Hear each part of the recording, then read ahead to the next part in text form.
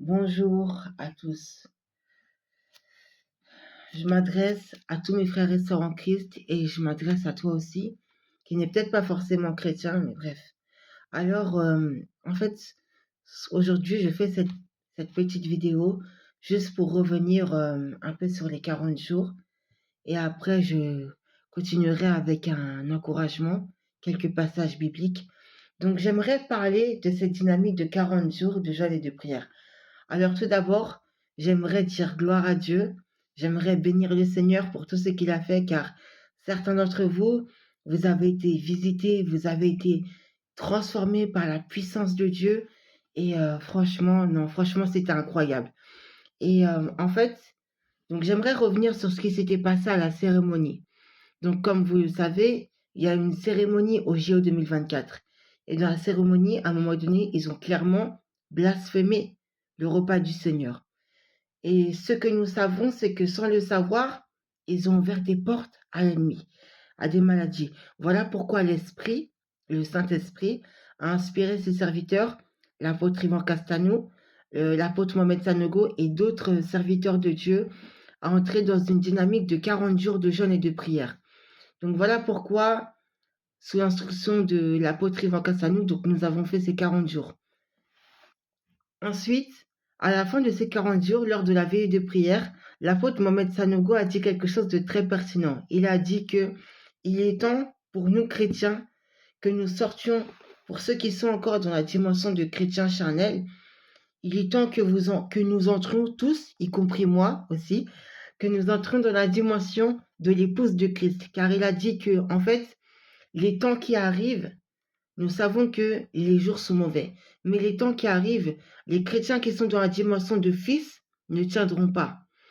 Ça ne veut pas dire que les chrétiens qui sont dans la dimension de fils ne seront pas sauvés, parce que Dieu a dit, crois au Seigneur Jésus-Christ et tu seras sauvé, toi et ta famille. Et si de ta bouche, tu confesses le Seigneur Jésus, et si tu crois dans ton cœur que Dieu l'a ressuscité des morts, tu seras sauvé. Non, c'est pas ça que ça veut dire. Ce que ça veut dire, c'est qu'en fait, il va y avoir une telle vague de persécution que pas mal de chrétiens, malheureusement, abandonneront la foi. Parce que vous voyez, la parole de Dieu déclare dans 1 Timothée chapitre 4, versets 1 à 6 ceci.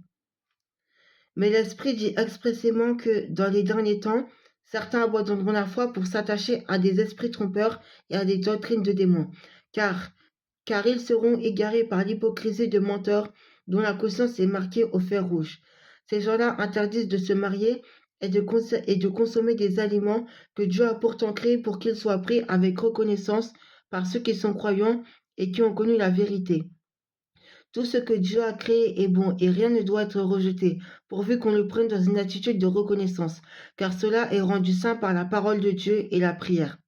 En exposant cela aux frères et sœurs, tu seras un bon serviteur de Jésus-Christ, nourri des paroles de la foi et du bon enseignement que tu as fidèlement suivi. Amen. Donc en gros, c'est ça. Tout est écrit dans la parole de Dieu. Vous lirez ça dans 1 Timothée 4, mais aussi dans 2 Timothée chapitre 3. Regardez, encore une fois, du verset 1 jusqu'au verset 9. Et après, je vais vous laisser avec ça. Après, je vais continuer sur ce que j'étais en train de vous dire. Sache que dans les derniers jours, il y aura des temps difficiles, car les hommes seront égoïstes, amis de l'argent, vantards, orgueilleux, blasphémateurs, rebelles à leurs parents, ingrats, impies, insensibles, incapables, calomniateurs, violents, cruels, ennemis du bien, traîtres, emportés, aveuglés par l'orgueil, amis du plaisir plutôt que de Dieu. Ils auront l'apparence de la piété, mais renieront ce qui en fait la force. Éloigne-toi de ces gens-là. Certains d'entre eux s'introduisent dans les maisons et prennent dans leurs filets des femmes crédules chargées de péchés, entraînées par toutes sortes de désirs, qui sont toujours en train d'apprendre mais ne peuvent jamais arriver à la connaissance de la vérité. De même que Janès et Jambres se sont opposés à Moïse, de même ces hommes s'opposent à la vérité. Ils ont l'intelligence pervertie et sont disqualifiés en ce qui concerne la foi. Mais ils n'iront pas plus loin car leur folie sera évidente pour tous, comme l'a été celle de ces deux hommes. Amen. Donc en gros, c'est ça. Et le Seigneur nous encourage au verset 13. Regardez. au, au, au verset 13 à 14, il nous dit ceci.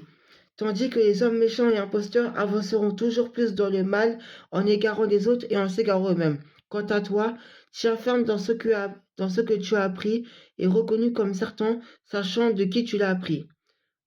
Jusqu'au verset 17. Depuis ton enfance, tu connais les saintes écritures qui peuvent te rendre sage en vue du salut par la foi en Jésus-Christ. Toute l'écriture est inspirée de Dieu et utile pour enseigner, pour convaincre, pour corriger, pour instruire dans la justice, afin que l'homme de Dieu soit formé et équipé pour toute œuvre bonne. Amen. Voilà. Donc en gros, vous avez compris que là, la parole nous dit en gros de suivre l'enseignement. Mais l'enseignement de qui? L'enseignement de Jésus, donc en lisant la parole de Dieu. Donc vous pouvez lire 1 Timothée et 2 Timothée. Et aussi, je vous encourage à prier continuellement. Et voilà. Donc là, je vais revenir sur ce que l'apôtre a dit. En fait, il a dit que les chrétiens qui sont dans la dimension du Fils, il y a des choses qu'ils peuvent faire qui ne vont pas offenser le Père. Mais ceux qui sont dans la dimension de l'épouse, par exemple, il a pris l'exemple que si un enfant regarde la télé avec ses parents, et que là, il y a une journaliste qui est belle, et le fils, il dit « Ah, la journaliste, elle est trop belle ». La mère, elle va rigoler, mais elle ne sera pas offensée. Tandis que si c'est le mari qui fait ça, elle sera offensée. Et donc, ce sera considéré comme un adultère. Et en gros, il a dit que vous voyez, par exemple, si vous êtes marié à Christ, parce qu'on est d'accord que ce n'est plus nous qui vivons, mais c'est Christ qui vit en nous. Si il y a quelque chose que vous aimez plus que Dieu, ça va offenser Dieu. Pourquoi? Parce que Dieu est un Dieu jaloux. Et Dieu a dit dans Exode chapitre 20, verset 3, « Tu n'auras pas d'autre Dieu devant ma face. » Parce que Dieu, il ne veut pas prendre la première place, il veut prendre toute la place. Donc, ce dont j'aimerais nous encourager, c'est à entrer dans la dimension de l'épouse de Christ. Et ma prière pour nous tous ici, c'est ça. Père, accorde-moi la grâce et la capacité. Emmène-moi dans la dimension de l'épouse du Christ. Accorde-moi la grâce de t'aimer. Ce que dit souvent l'apôtre Yvan. Et donc voilà. En tout cas, j'espère que vous avez été bénis. Je ne voulais pas être long. J'aimerais juste vous encourager encore une fois avec ce verset. Matthieu chapitre 10, verset 22.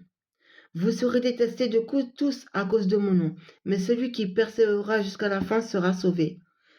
La persécution arrive, mais prions sans cesse, prions par l'Esprit, persévérons dans l'amour de Dieu, donc dans la lecture et la méditation de la parole de Dieu, entretenons chaque jour notre communion avec le Saint-Esprit et aussi prenez un temps ensemble dans la communion fraternelle. Et avant de vous laisser, si tu n'as pas d'église, vous pouvez nous rejoindre à la Cité Royale, à Impact Centre Chrétien, où l'amour de Dieu transforme les gens ordinaires en personnes extraordinaires. Et il y a également les FI, Famille d'Impact pour adultes, et FIJ, Famille d'Impact pour les jeunes. Donc c'est tous les mardis soirs à 19h jusqu'à 21h.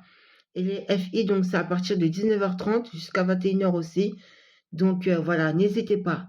Que la grâce de notre Seigneur Jésus-Christ et de Dieu soit avec chacun d'entre vous. Que Dieu vous bénisse abondamment. Allez dans la paix et dans la joie du Seigneur Jésus. Amen.